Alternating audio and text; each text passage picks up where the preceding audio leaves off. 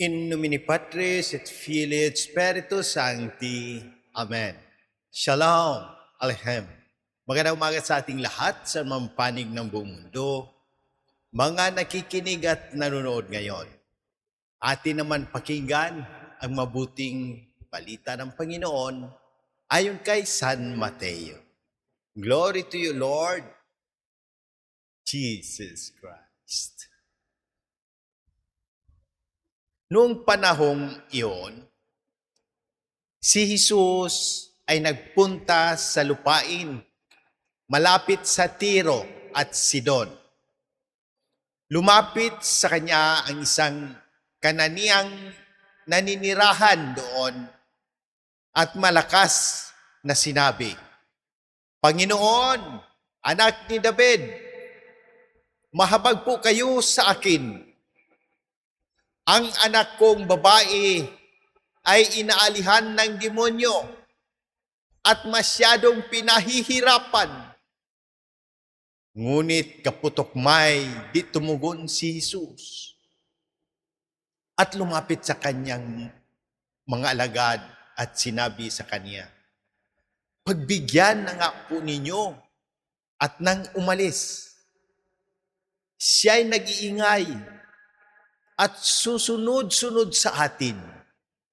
Sumagot si Jesus, "Sa mga tupang naliligaw ng sambahayan ng Israel, lamang ako sinugo." Ngunit lumapit sa kanya ang babae, lumuhod sa harapan, at ang sabi, "Tulungan po ninyo ako, Panginoon." Sumagot si Jesus, "Hindi dapat kunin ang pagkain ng mga anak upang ihagis sa mga tuta." "Tunay nga po, Panginoon," tugon ng babae. "Ngunit ang mga tuta man ay nagsisikain ng mumong nalalaglag sa hapag ng kanilang Panginoon." Kaya't sinabi sa kanya ni Jesus, "Napakalaki ng iyong pananalig. Mangyari ang hinihiling mo." At noon gumaling ang kanyang anak. Ang mabuting balita ng Panginoon. Praise to you, Lord Jesus Christ. Pagnilayan natin bilang mga Romano Katoliko, ang mabuting balita ngayong ika-20 linggo sa karaniwang panahon ay nagtuturo sa atin tungkol sa matatag na pananampalataya, pagtitiyaga sa panalangin, at pag-ibig na walang pinipili. Ang babaeng Kananiya ay hindi sumuko kahit tila hindi siya pinapansin ni Jesus. Patuloy siyang lumalapit, lumuhod, at nagtiwala. At sinabi ni Jesus, "Napakalaki ng iyong pananalig." Sa panahon natin ngayon, madaling panghinaan ng loob kapag hindi agad nasasagot ang ating panalangin. Pero ipinapaalala sa atin ni Jesus na ang tunay na pananampalataya ay hindi lamang nasusukat kapag maganda ang buhay.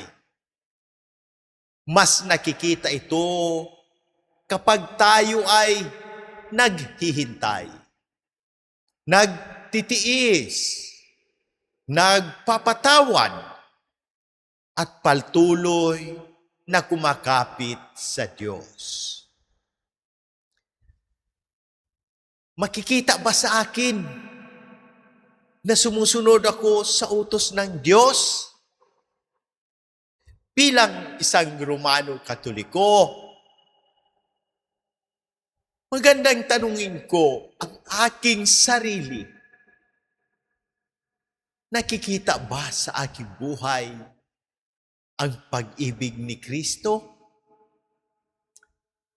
Hindi sapat na nagsisimba ako, nagdarasal, nagsusuot ng krus o rosaryo, o nagsasabing, Catholic ako.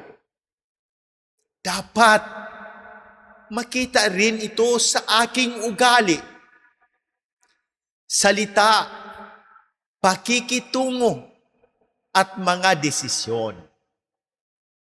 Sa pamilya, maging halimbawa ko sa pagpapatawad, pag-unawa, at paggalang. Hindi porket pamilya, automatic nang walang tampuhan. Minsan nga, mas mahaba pa ang humiliya sa bahay kaysa sa simbahan. Pero bilang Kristiyano, ako ang dapat unang matutong magsabi ng sorry, patawad, at mahal kita. Sa simbahan, hindi lamang tayo dapat present kapag may camera, fiesta, o picture taking. Ang tunay na paglilingkod ay ginagawa kahit walang pumapalakpak at walang nakakakita. Sa trabaho, maging tapat tayo kahit walang supervisor. Huwag tayong maging holy sa simbahan, pero holy cow sa opisina kapag may hindi nagugustuhan. Ang pagiging Kristiyano ay makikita sa honesty, responsibility, at respeto sa kapwa. Sa pakikitungo sa kapwa, huwag nating piliin lamang ang mabait sa atin. Ang kananiya ay isang paalaala na ang awa ng Diyos sa ating sariling grupo. Ang Kristiyanong pag-ibig ay marunong tumanggap, tumulong, at umunawa.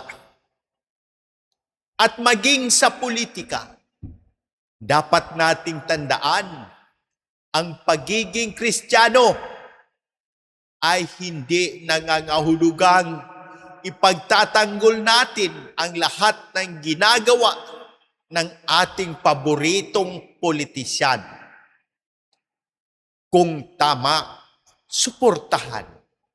Kung mali, itama. Hindi dapat mas malakas ang loyalty sa politisyan kaysa loyalty kay Kristo.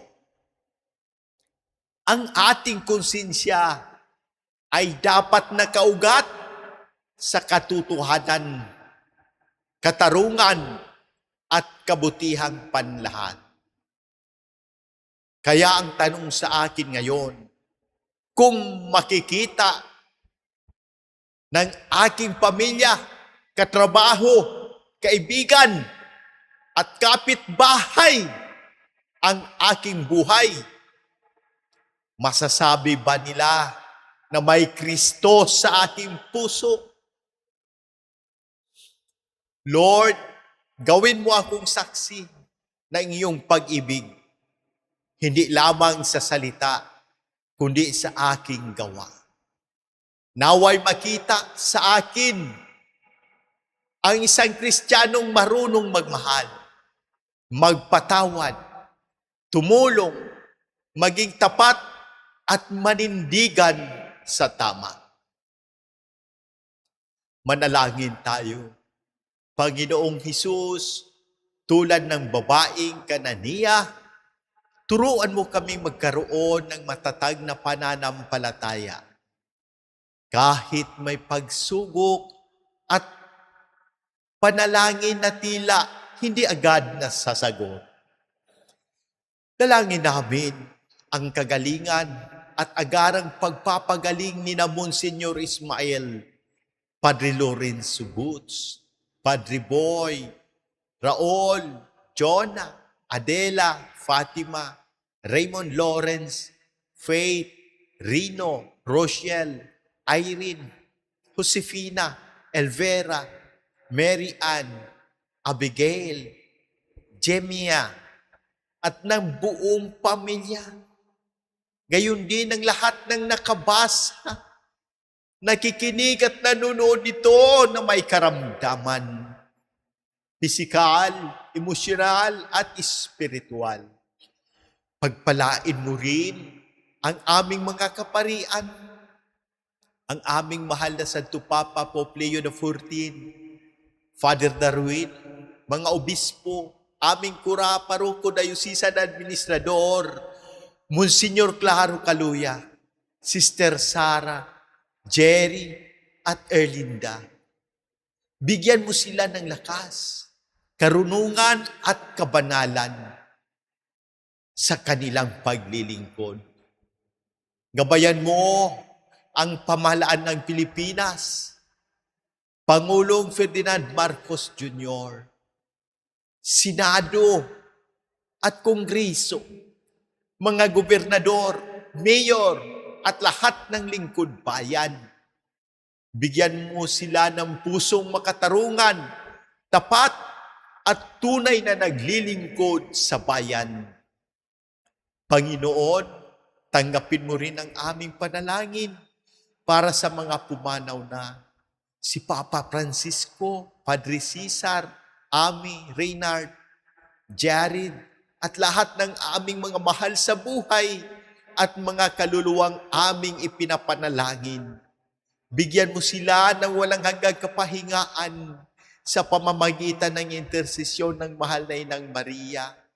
Ipanalangin namin ang conversion of sinners, pagkakaisa ng mga pamilya, kapayapaan sa mundo, at proteksyon laban sa unos, kalamidad, sakuna, at lahat ng panganib. Mahal na Birheng Maria, ipanalangin mo kami.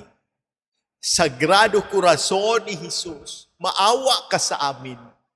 Jesus, turuan mo kaming manatili sa iyong pag-ibig. Amen. In nomine Patris et Filii et Spiritus Sancti. Amen. God bless!